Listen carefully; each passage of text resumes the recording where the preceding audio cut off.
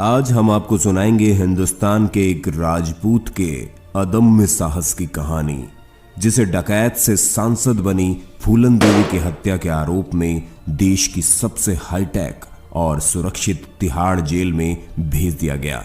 लेकिन बाकी कैदियों की तरह घुट घुट कर जेल में जिंदगी बिताना उस राजपूत का असली मकसद नहीं था, और उसको अपना मकसद पूरा करने से जेल की ऊंची ऊंची चार दीवारी भी नहीं रोक पाती हैं, और वो अपनी जान हथेली पर लिए पहुंच जाता है एक ऐसे खतरनाक गैर मुल्क जहां इंतजार कर रहा था उसकी जिंदगी का असली मकसद। फिर खतरों से खेलते हुए वो अपना मकसद पूरा करता हुआ वापस लौटता है अपने देश हिंदुस्तान में, और फिर चले जाता है उसी तिहाड़ जेल में। जी हां, ये कहानी है शेर सिंह राणा की, जो किसी फिल्मी कहानी से कम नहीं है। शेर सिंह राणा और पंकज सिंह का जन्म 17 मई 1976 में तब के उत्तर प्रदेश यानी आज के उत्तराखंड के रुड़की में हुआ था। जब शेर सिंह राणा सिर्फ 4 साल के थे, तब चंबल में डंका बजता था कुख्यात डकैत फूलन देवी का। 1980 के दशक के शुरुआत में चंबल के बीहड़ों में फूलन देवी दहशत का दूसरा नाम थी। आज भी चंबल के लोग फूलन देवी का नाम सुनकर सिहर उठते हैं। फूलन देवी को बैंडिट क्वीन यानी दस्यु सुंदरी के नाम से भी जाना जाता था। उसने बेहमई गांव में 22 राजपूतों को लाइन में खड़ा करके गोली मार दी, जिसके बाद उसने आत्मसमर्पण किया और 11 साल जेल में रहकर बाहर आई और राजनीति से जुड़कर सांसद बनी। चंबल में घूमने वाली अब दिल्ली के अशोका रोड के शानदार बंगले में रहने लगी।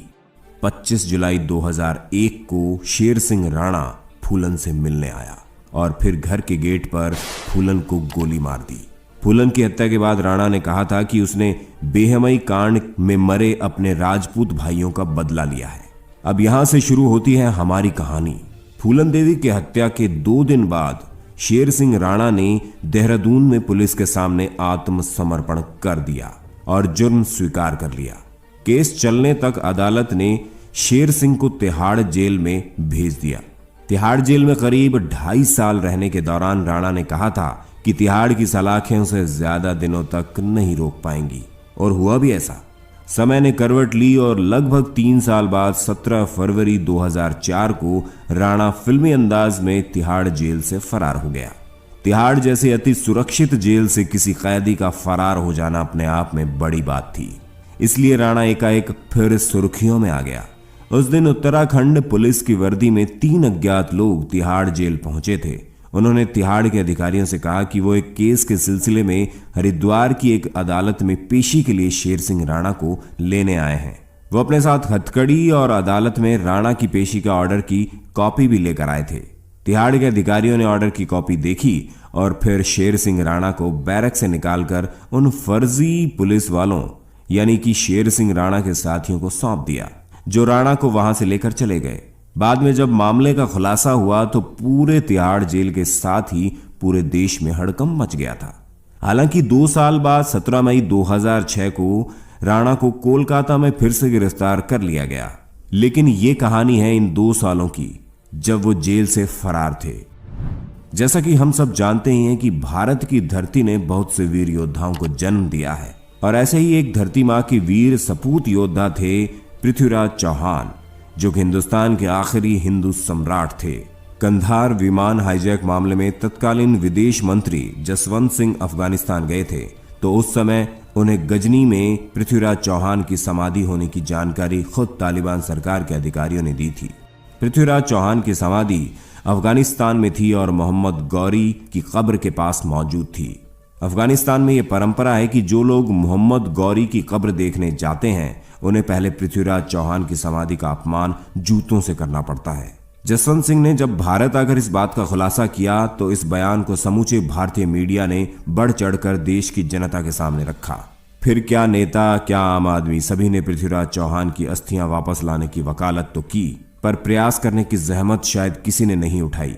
लेकिन जब शेर सिंह राणा को पता चला तो उन्होंने सम्राट पृथ्वीराज चौहान की समाधि के अवशेष सम्मान के साथ भारत वापस लाने का प्रण लिया। फरारी के बाद उसने सबसे पहले रांची से फर्जी पासपोर्ट बनवाया और कोलकाता पहुंच गया। जहां से राणा ने बांग्लादेश का वीजा बनवाया और पहुंच गया बांग्लादेश, जहां राणा ने फर्जी दस्तावेजों की मदद से यूनिवर्सिटी में दाखिला लिया और इसी दौरान उन्होंने अफगानिस्तान का वीजा भी बनवाया और फिर राणा ने कदम रखा अफगानिस्तान में। अफगानिस्तान में पहुंचकर राणा काबुल और कंधार से होते हुए गजनी पहुंचे, जहां मोहम्मद गौरी और पृथ्वीराज चौहान की समाधियां बनी थी। तालिबानों की उस जमीन पर हर कदम पर खतरा था। इस तरह तालिबानियों के गढ़ में शेर सिंह राणा ने 1 माह गुजारा और पृथ्वीराज चौहान की समाधि को खोजते रहे और आखिरकार उन्हें वो जगह मिल ही गई और वहां शेर सिंह ने पृथ्वीराज चौहान का अपमान अपनी आंखों से देखा और अपने कैमरे में कैद किया। राणा ने बिना डरे जान हथेली पे लिए पृथ्वीराज चौहान की अस्थियों के अवशेष निकालने की पूरी प्लानिंग अच्छे से की। फिर आया वो दिन जब राणा ने अपने प्लानिंग के अनुसार पृथ्वीराज चौहान की समाधि की खुदाई की और अवशेषों को निकालकर सम्मानपूर्वक भारत ले आए। इस पूरे घटना को अंजाम देने में 3 माह का वक्त लगा। राणा ने पूरे घटनाक्रम की वीडियो भी बनाई ताकि वो अपनी बात को प्रमाणित कर सके। बाद में राणा ने अपनी मां की मदद से गाजियाबाद के पिलखुआ में पृथ्वीराज चौहान का मंदिर बनवाया, जहां पर उनकी अस्थियां रखी गई। हालांकि आधिकारिक तौर पर इस बात की पुष्टि आज तक नहीं हो पाई, लेकिन जिसने भी राणा के साहस की यह कहानी सुनी वो गर्व से भर गया। एक दिन जांच एजेंसियों को पता चला कि कोई कोलकाता में हिंदी अखबार ले रहा है और हिंदी अखबार की वजह से राणा पुलिस की गिरफ्त में आ गया। 2006 में कोलकाता के गेस्ट हाउस से दिल्ली पुलिस ने उन्हें गिरफ्तार कर दोबारा तिहाड़ भेज दिया, जहां पर उन्होंने जेल डायरी तिहाड़ से काबुल कंधार तक नाम की एक किताब लिखी। एंड ऑफ बैंडिट क्वीन नामक बायोपिक फिल्म शेर सिंह राणा के जीवन पर आधारित है, जिसमें शेर सिंह राणा का किरदार अभिनेता नवाजुद्दीन सिद्दीकी ने निभाया है। तो ये थी शेर सिंह राणा के अदम्य साहस और कारनामे की कहानी। शेर सिंह द्वारा उठाए गए इस कदम का स्वागत देश के लोगों ने तहे दिल से किया। आपको बता दें कि शेर सिंह राणा द्वारा दी गई हत्या और भारत के कानून का अनादर करने का हम बिल्कुल भी समर्थन नहीं करते। इस वीडियो को बनाने का मकसद सिर्फ शेर सिंह के इस साहसिक कारनामे को सभी के सामने लाने के लिए किया गया है। जब सरकार सब कुछ जानने के बाद भी सो रही थी और विपक्ष राजनीति कर रहा था, तब शेर सिंह ने अकेले बीड़ा उठाया धरती मां के उस वीर सपूत को वो सम्मान दिलाने का जिसके वो हकदार थे। इसके बारे में आप क्या सोचते हैं हमें कमेंट करके जरूर बताएं। इस वीडियो को बहुत मेहनत से बनाया गया है।